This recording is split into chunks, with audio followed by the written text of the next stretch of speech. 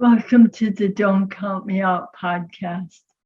This program is dedicated to stroke survivors, loved ones, and caregivers, medical professionals, and anyone interested in learning more about this devastating disease and the warriors that face it every day. Our mission is to share stroke survivors' stories of inspiration and hope, form friendships and community, gain knowledge and insights, and the courage to dream and explore new avenues as we find our way back to living. So, my friends, the Don't Count Me Out podcast begins right now. I'm glad to see everybody here today. We've got an amazing guest. We'll find out more about who Bill Monroe is together as we start.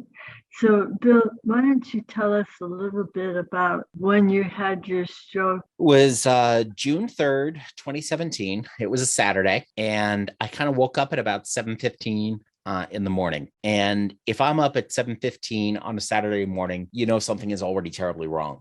I got up because I needed to use the bathroom, and my left arm felt a little weird. I figured maybe it felt like it was asleep or something was just off. I guessed I kind of heard it in my sleep because I was 46 at the time, and hurting yourself in your sleep is a thing that happens in your 40s. Got up to use the bathroom, and I'm walking, and my arm isn't getting any better. It's not waking up. And then my left leg starts to go offline, starts to get wobbly, and my balance starts to go a little off there as I continue to sort of lose that function. Caught a glimpse of myself in the mirror and saw the left side of my face was starting to fall off.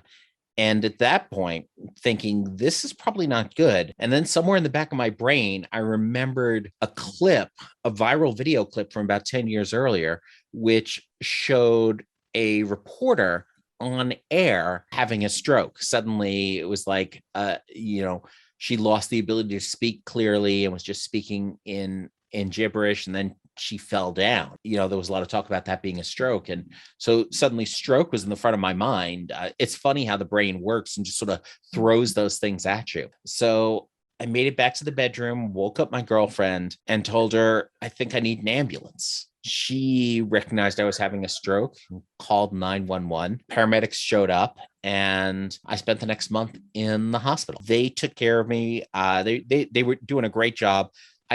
Somehow or other, they got me onto the stretcher and then into this way too tiny elevator in my building.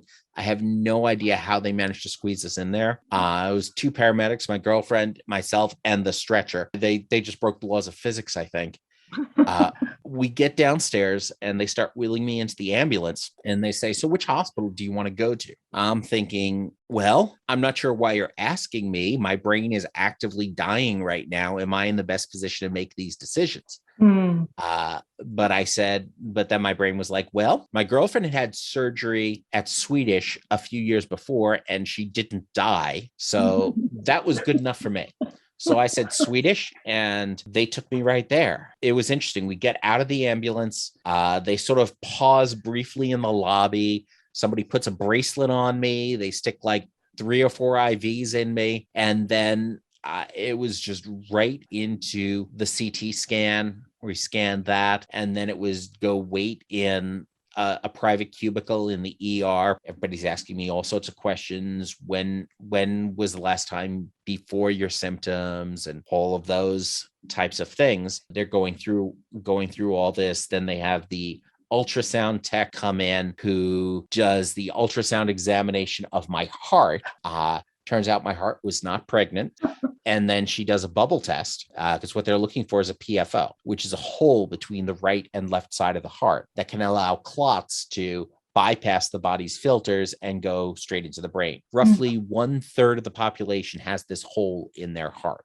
It's something we have in utero because while we're in utero, we're not, breathing air, obviously. Not obvious to everybody. There are some people who have some very confused ideas about biology, but that normally closes up in the first month after birth. In my case, it did not, but that turned out to be kind of irrelevant. What was interesting was at one point, she grabs a syringe of just air and starts injecting that into my IV to put bubbles in there. Oh And my I'm thinking, gosh. I've watched a lot of Criminal Minds and NCIS and other criminal Yeah. procedurals, and I'm pretty sure this is how they kill people in the hospital. And she was like, yeah, I know. They do it wrong all the time there. You're supposed to use a lot more air. I'm Oh like, my gosh. okay, well, that's good to know. Mm, mm. But yes, they did that test. Then they rolled me into the MRI, which is an absolutely horrible machine. There is no reason any multi-million-dollar piece of equipment, precise medical equipment, should be making those kinds of grinding and clanking and banging sounds. But it did. They got me back to the ER room, and finally they had all the data they needed. It turned out I had a CVA of the right MCA. A CVA is medical talk for stroke, cerebrovascular accident. The MCA is the right middle cerebral artery. It's one of those places where a big artery splits into several smaller arteries to feed the middle part of the brain. And it's a tough intersection there. And mine got blocked by a clot, which killed off a chunk of my basal ganglia. And the basal ganglia is the part of the brain that basically is the interface between the brain itself and the rest of the body. So that's the part of the brain that knows how to operate the body, how to send the signals, how to stop the signals.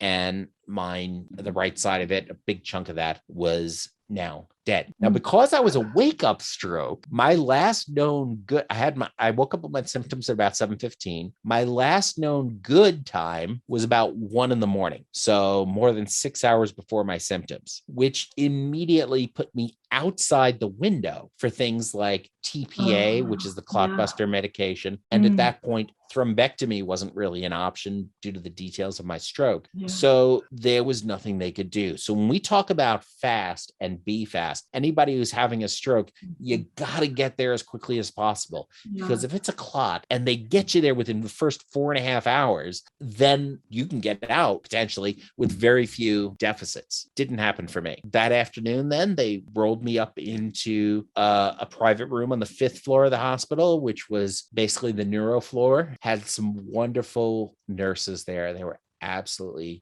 fantastic. Then after a couple of days there, they rolled me up to the 6th floor, which was the inpatient acute rehab unit. And that's really where recovery started, was that you think of a stroke as something that happens in an instant, where all of a sudden the impacts are right there and you've got it because you've just been struck suddenly. It actually takes longer than that because those cells are starving to death, and it takes a little while to starve to death. I started noticing my symptoms at 7:15. I continued to decline until about 3 o'clock in the afternoon. That was when they finally finished going offline, and I had a little bit of arm control and leg control at about 10 in the morning. By 3 o'clock, it was all gone. And so the journey began. Everybody's story is just a little bit different, but then afterwards the recovery, even though the recovery is different, I think it truly depends on the mindset of someone who's had this stroke. If you do nothing,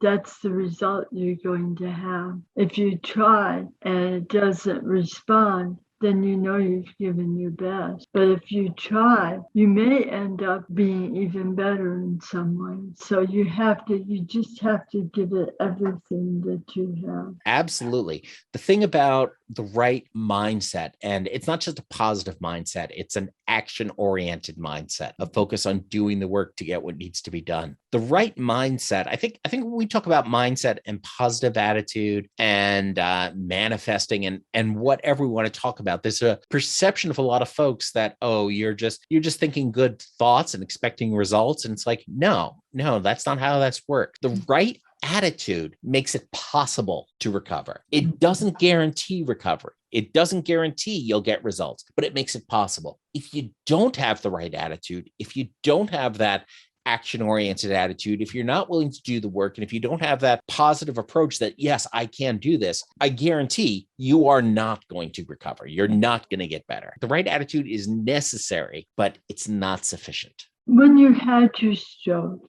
what was your life like before that? To me, from what I've read, it seems as though you had your dream job and things were going really well for you. That's that it wasn't quite my dream job at that point.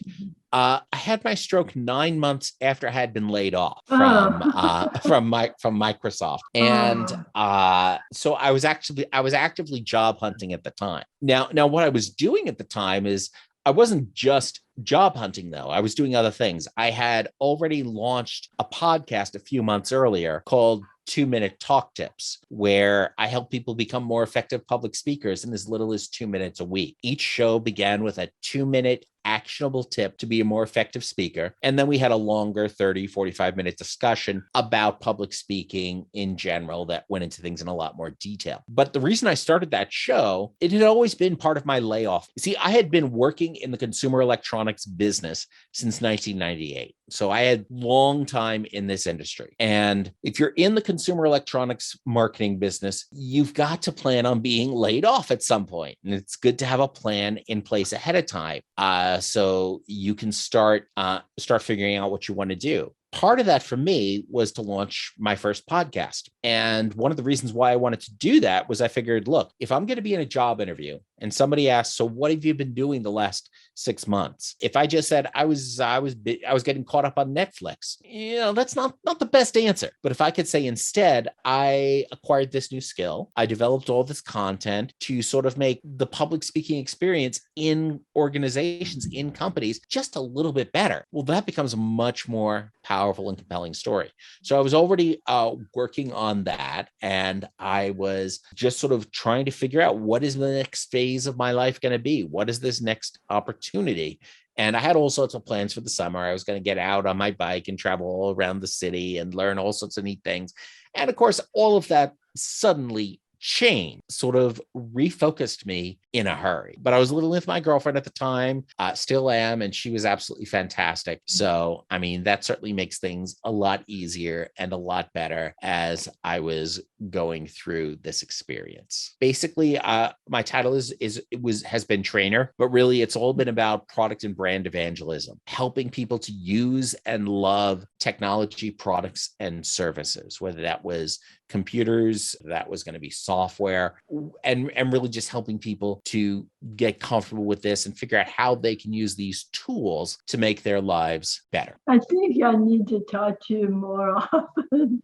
I am so, I just keep pushing buttons until I get to the point where I need to be.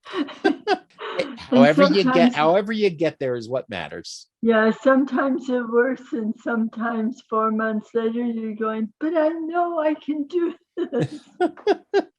So, and you're right. If you have someone who's really a good caregiver, it makes all the difference in the world. I know it really does. After I had my stroke, it was maybe almost a year after, when I had been asked to work at one of the hospitals helping stroke survivors who were just beginning their journey. And, at that time, you have no idea what it is that just happened to you. You have no idea what's going to happen with your life. You're pretty scared and confused. Whoever you were before, that person's not coming with you, and you have no idea where they are. Not only do you get to see them, but usually their family members are with them. And so you have a chance to see the interaction between them. And so you can kind of help them feel more comfortable as to what the stroke survivor needs. You probably really haven't given much thought as to what it's like to have limitations in your life. So. Absolutely. And unlike some conditions where, you slowly get worse over time, you have a chance to adapt to it and figure out what this new world's going to look like. With stroke, it's just in an instant. There's no chance to plan. There's no chance to prepare. There's no chance to adapt to it. It just happens. Yeah. And the other thing too is no matter how hard you're working, you can just fight like someone who's an Olympian and still see nothing. And it can take, they used to say that within 6 months, whatever you have, that's as much as you're going to get. And I think with time, people are beginning to realize it could take you years, but you still have the opportunity to change. Absolutely. Those 6 month or 12-month time limits on recovery are such nonsense. Yeah. And it's so destructive for people to just hear that without hearing anything else, without learning anything else. And you can sort of see what I'm doing here with my fingers. I could not do that last year at this time. And here I am almost, 4.5 years out, and I'm still getting function back, a little bit of individual finger control and other things like that. It still happens years down the road. What were some of the limitations that you had, and how did they change your life? Most of my limitations were around the physical. It was the left side hemiparesis. So basically, I lost the use of my left leg and my left arm. My speech was impacted a little bit for 6 months or so. I was slurring more, although most people said after about a month they couldn't hear it anymore. The neurofatigue would get to me. So I suddenly had to start napping a lot more. I shouldn't say I had to start napping. I should say I got to start napping a lot more because I didn't appreciate naps nearly enough when I was a kid. I didn't really hit much with the cognitive challenges. My multitasking is a little bit off now, so I don't necessarily deal as well with suddenly having a new task come in the middle of my other tasks. But is it kind of all, it all congregates in the same place, and you cannot find how to separate it to get back to doing one at a time so it will be completed? Yeah. And if new stuff comes in, and if I go off on a different track, I may just forget about the previous track. I mean, it's still there. So if I get cued on that, I'll be like, oh yeah, I remember that. I have to go back and finish that. But that is a little bit of a challenge. So that requires just being disciplined to deal with that and to say that. And so when somebody asks me to do something while I'm in the middle of something else, I have to just consciously, let's just stop and let's just process that and then figure that out. So it's an annoying thing, but that is relatively minor. The biggest thing has been, the physical challenges, having to learn how to do everything with one hand. And then from there, learning, okay, now I can do this with one hand. Now, how can I start bringing that second hand back into the game to do part of that, to aid in that recovery? How can I work with that? But that's been a lot of it. So now I type one-handed at about 30 words a minute. So, that took some practice and using features like sticky keys. So, which is a feature on both Windows and Mac, and it lets you do things like instead of holding down the shift key while I type another key to capitalize it, or instead of holding down control while I hit C to copy, I can just tap the shift key and then tap the letter I want, or tap control and then tap the letter I want. So that's been a great accessibility feature. And the other thing has been, so in that, getting around and building IKEA furniture and things like that, it takes me a little longer. Walking, by the time I left the hospital, I did not need a wheelchair, which was convenient because there really wasn't room for one in my apartment. But I could get around on a cane and with an AFO. Now I can walk around my apartment without either of those. But if I go outside, I still realistically I need the AFO and the cane to keep me safe and moving at a decent pace. I can sort of get by without them and be okay, but I like to say it comes at about a 2x spoon penalty. So it takes a lot more, energy, and it means I'll be more tired by the end of the day. Are you familiar with spoon theory? No, I was going to ask you to explain that to me. Spoon theory, it actually comes from a woman who runs a website called butyoudon'tlook.sick.com. It's a great name highlighting invisible disabilities. She lives with lupus, and she was trying to explain to her friend. Her friend asked her at a diner one night, what's it like living with lupus? What is your life like? And so what she did was she went ahead and grabbed a handful of spoons from like the tray they have at the diner and put them out in front of her friend and said, okay, there's like 10 spoons there. Now imagine you're going to wake up in the morning. Are you going to get out of bed and shower, or are you going to stay in bed? Well, of course I'm going to get up and shower. So then she took away a spoon. It's like, okay, so now are you going to make a healthy breakfast on your way into your appointment, your doctor's appointment today, or are you just going to go to the drive-thru? She's like, well, of course I'm going to have a healthy breakfast. So she took away 2 spoons. And she went through the day just highlighting these different things that once you're out of spoons, you're done. You can't do anything else in the day. You don't have the energy. You don't have the physical and mental resources anymore. And that's life with chronic illness. And that applies to a lot of neurological conditions too. The more energy you spend doing things earlier in the day, the less you're able to do later in the day. So you have to choose, as somebody living with a disability, how do you want to spend your spoons that day? I can skip my cane. So if I want to take a walk, it might take me 2 spoons with my cane. If instead I skip the cane or skip the AFO, the ankle brace, that 2-spoon walk will actually cost me 4 spoons. And so it's a great way of looking at and understanding sort of the limited energy that we may have to get through the day. And if you spend all of your spoons too fast, the next day you'll start with even fewer spoons. Okay.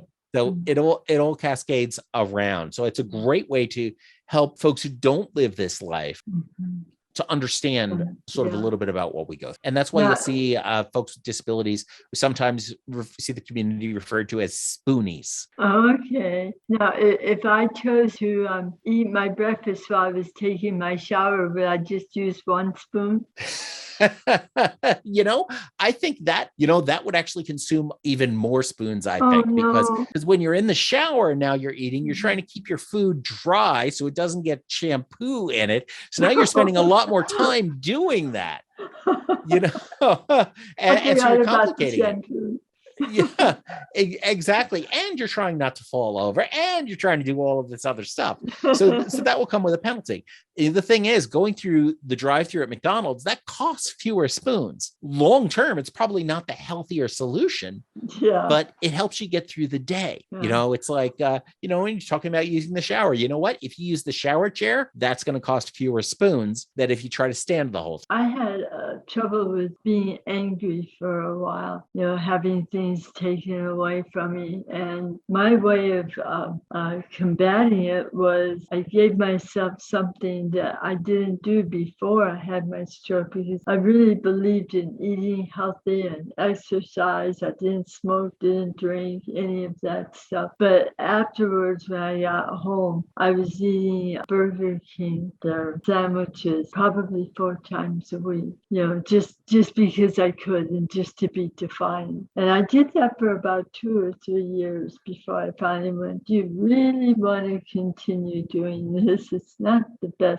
way to live. And so now I have one maybe once a week, and that's it. Well, and and that makes sense. That's one of those things too, where we come across a lot of things are okay in moderation and making deliberate decisions about them. It's very different to go ahead and say, you know what? I think I want to go ahead and enjoy that Whopper. I'm going to go ahead and get one and enjoy that. That's one thing. It's very different from just being by default of, oh, I'm not even thinking about it. I'm just going to go ahead and get a Whopper. One is, an active choice, and that's great. Celebrate your choices and enjoy your choices. One of them is just habit by default. And when we do things by habit and by default, we're not really appreciating them. And so we don't get even the value of joy out of that. And when it's an unhealthy thing, that can become problematic. Going through this trauma, you know what? Your early days, celebrate, have some fun. You save that energy for other things that are going to matter more. I think a lot of times too with family and stuff, they want so much to help us that they jump in rather than giving us a moment to see if we can fill our food or drop the cards or do something, because maybe one of those days when when we pick up the cards, they'll stay in our hand because it's a repetition that helps you get us back to where we should be as far as living. I think the other thing too is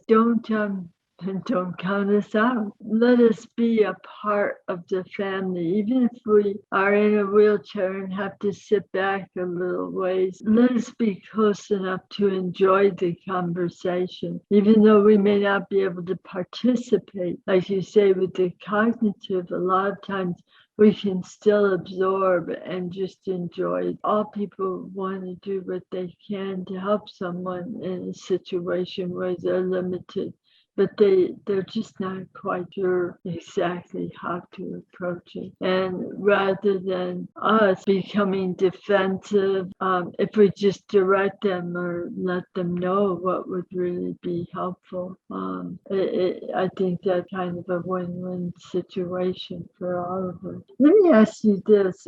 I had read someplace that you do a lot of volunteer work. Are you still doing that?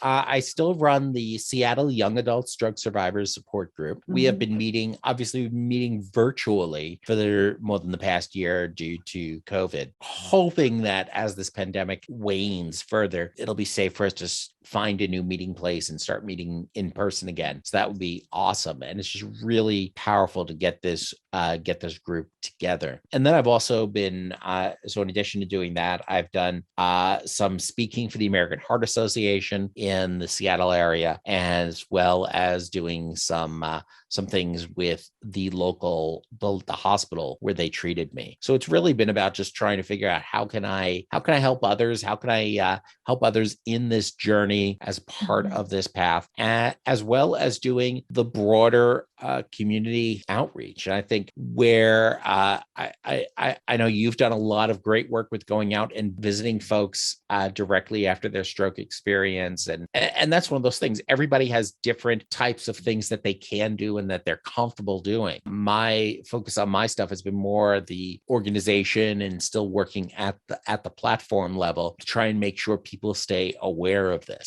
And the other things that I've been trying to do, and I'm back at work with Microsoft again in a different role, and as a contractor, I actually, my current job is to teach journalists how to use Microsoft Office. And one of the things I've been able to do is figure out, are there ways that we can incorporate stroke awareness into some of this other training content? So, for example, we got to do a session on how you can create videos by using PowerPoint. And so what we did is we built a video about World Stroke Day last year using PowerPoint, and taught people how to do all these tools in this way. And the organization has been great about allowing me to bring sort of my whole self, being able to talk about some stroke awareness as part of talking about other things and teaching people how to do this stuff. I mean, that's been great to figure out how I can bring these two parts of my life together to hopefully help some folks out. I love the idea of doing that, because I mean, you know, I've used, I always talk about being illiterate when it comes to tech stuff, and basically I have a lot that I need to learn, but I've used Microsoft Windows for years. I mean, you know, like 40 years, and I love it, but I know that I got to a certain place of knowledge, and it allowed me to do what it was that I wanted to do, and then it changed. You know, it kept growing better, but I didn't change with it. So there's a lot of education that I need to be able to use it properly. And I think that happens with a lot of people that are older. You know, just your life takes different turns. And then if you have a stroke on top of it, you know, how do you function with a keyboard and make sense of it? So, absolutely. Well, I think what also comes into play too, and many of us in the tech industry especially need to be aware of this, is that I know so much about PowerPoint and Excel and all these other tools because I live and breathe this stuff every day. This is my job. This is my life. Most other people don't live their life that way. It's not the core of what they do because they're not working as trainers on these tools. They are experts and brilliant in other things. And it's important to recognize that the reason these tools, while for us, they are sort of the center of what we do, for everybody else, they are just tools that help them get a different result in their life. And so what we need to think about as technical trainers is, how do we help people get the result that they want in their life with using these tools? You don't need to know everything you can do in these tools. I don't know everything I can do in these tools. I'm still finding new stuff. What you need to do is know how to get the results that you want for your particular task. And that's what it's incumbent upon those of us in the industry to focus our discussions on and to keep in mind of what we want to do and what other folks want to do. When we put this show out, it not only goes on to our group page, but we also share it with about 10 or 15 other group pages as well. So people who would like to watch, we have a fairly good audience with stroke survivors. If somebody had an idea of what would be good for them, to be able to use Microsoft Word to help their day. Would that be something, would you like to hear from somebody that has some ideas? Would that be helpful at all? Sure. I'm always happy to hear what folks are interested in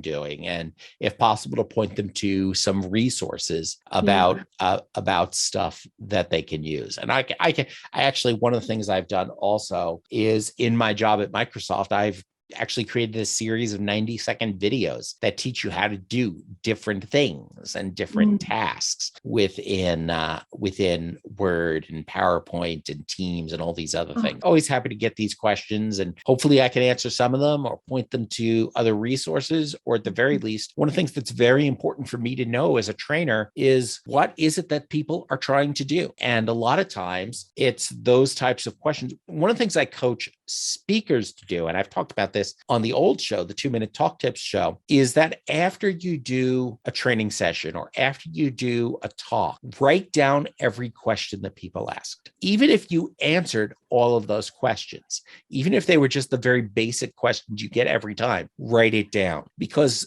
that list of questions tells you a lot of stuff. It tells you, first of all, what people are interested in, which can help you create future pieces of content. It also tells you what points you might not have been clear about in your presentation, and that you need to work on later. And it tells you also that some people, maybe they just weren't paying attention, and that's okay too. But you don't know any of this unless you're collecting those questions and looking back at it. And that those questions you get from one talk or one session, that's not necessarily going to be super useful. But after you've done 10 or 20 talks or sessions, and you have a list of questions from 10 or 20 different sessions, that's when it becomes really powerful, because you can start to see the different patterns that come up through there and you can start building and learning from those patterns. And maybe finding other things that you can offer that you haven't been offering to them at this time. Exactly. Are you still working on doing the walkathon? That I don't think I'm doing it this year. We have talked about it in our local stroke group. The American Heart Association is doing the Puget Sound Stroke and Heart and Stroke Walk. They're doing it virtually again this year to help raise funds to fund further research within the American Heart Association, to research more causes and treatments and awareness around stroke and heart disease, and to help really provide better support for the community, and really to prevent more people from actually joining this community. Because we got a great club here. That doesn't necessarily mean we want to encourage everybody to go ahead and go have a stroke to join us. We want to discourage that as much as possible. And the American Heart Association has been doing some really good work in that area.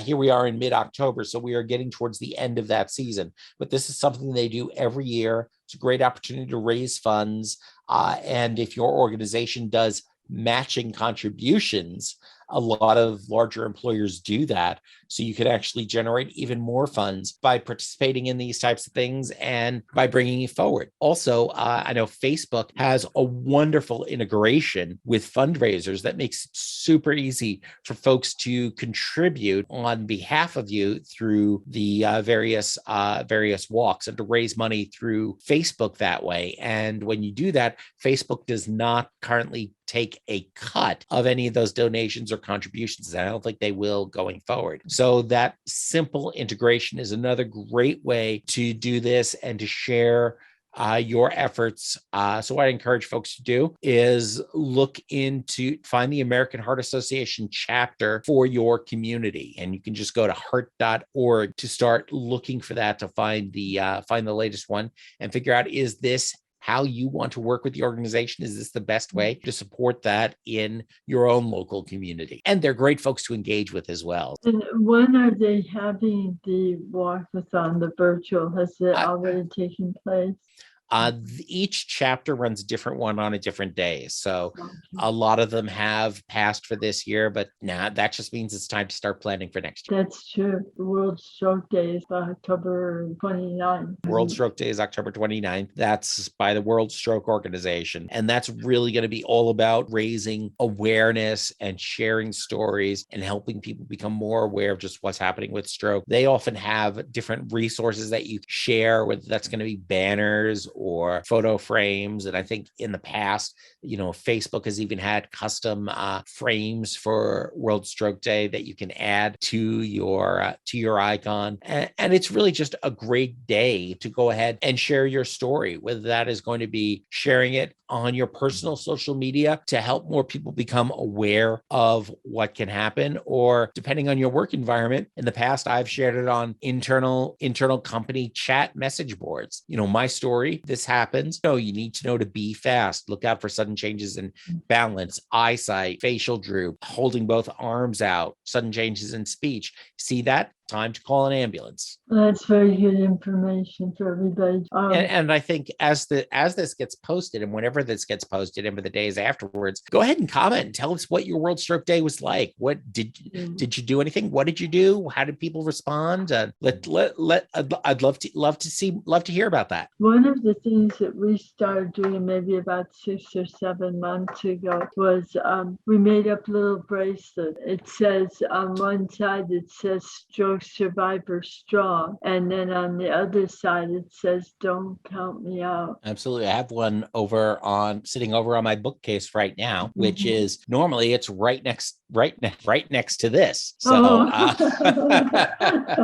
but Bill, I'm so appreciative that you joined us today, and the information you've shared has been wonderful. And I like the fact that if people want to come in and learn more about working with the computer, like I never knew about the sticky note. I always saw something pop up after I, tapped a button one too many times, and it comes up and says, "Did you want to use a sticky note?" And I'd always by that time be going, "No, no, I don't." But I had no idea what it was. And now that you explained it, it makes so much sense. And thank you, especially, for everything that you've done with the American Heart Association. They're wonderful people and they do a lot. One last thing that I wanted to ask you about, because we concentrate so much right now on neuroplasticity. Yeah, I think it's one of the breakthroughs for stroke survivors with their recovery. But you had mentioned something about the importance of studying the vagus nerve. And we're not talking about Las Vegas. We're talking about the major nerve that runs through our body that controls all of our organs. It does things that we don't do for ourselves. Tell us a little more about what that's all about. Yeah, the vagus nerve is really interesting because it's one of those, like say, it controls the heart, the lungs, the digestive tract, all of a whole bunch of those types of things. It is one of the largest nerves in the body. And Dr. Jesse Dawson at the University of Glasgow has been doing some interesting research with that. And what they've done is they've actually planted electrical stimulators on the vagus nerve. Actually, it goes into the chest and connects to it, very much like a pacemaker does. And what they found is that when they send an electrical stimulation to the vagus nerve, it sort of primes the brain to learn more and to engage in and to really sort of amp up the neuroplasticity. So the way it works is they send a signal to stimulate the vagus nerve, and while you get the signal, you're doing your OT or PT exercises. So they might send the signal when you open your fingers and back and forth like that. And what they found was that by providing that extra stimulation to the vagus nerve, they got the brain to retain more abilities that were taught during PT and OT. And the way they did the study was really interesting, because what they did was they implanted about half the people got the actual stimulator. The other half also got a stimulator, but it was turned off. So the people who were doing this, the therapists who were working with the patients and the patients themselves, nobody knew whether they had the one that was working or the one that wasn't. So that's how you can help make sure that it is the actual treatment that's working and it's not just a placebo effect. Right. And what they found was a significant advantage by stimulating the vagus nerve. Now, what they also found was that these were folks who were, I think it was like 6 months to 4 years after stroke. So chronic stroke, was that as part of this process, they were also going through more PT and OT. People who had the actual stimulation got the best results. People who did not have the stimulation still got results.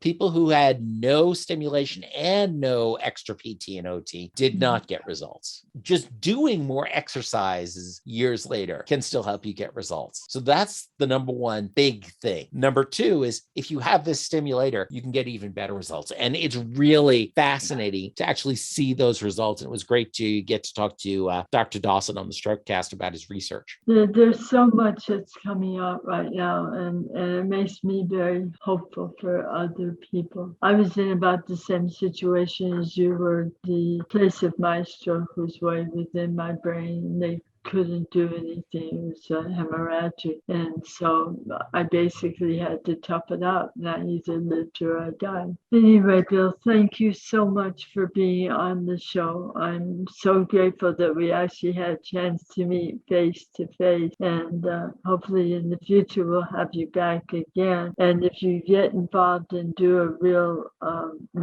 it's not real, but to do a real walkathon out in Puget Sound. I may be out there next summer sometime for my book, and I'd love to stop by. And if it happens to be around the time of the walkathon, I'd love to join you. Absolutely. And at the very least, we'll have to go get coffee. Oh, that sounds good. Yeah. All right. Well, thank you very much. And thank you to all of the people that turned in to listen to this podcast. If you enjoyed it, please give us a like, follow us. And if you didn't like it, call Bill. So until next week, stay healthy, stay happy, and keep living.